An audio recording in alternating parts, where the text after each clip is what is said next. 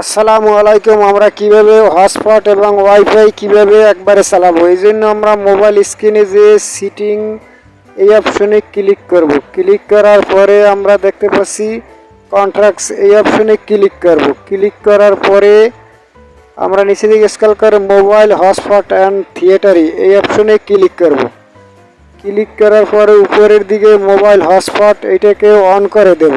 On করে দেওয়ার পরে উপরের দিকে যে একটি 3 ডট অপশন আছে এই অপশনে ক্লিক করে নিচে ওয়াইফাই শেয়ারিং এই অপশনে ক্লিক করব। তারপর এই এটাকে অন করে দেব। দেওয়ার পর একটা নোটিফিকেশন আসবে, ওইটাকে ওকে করে দেব।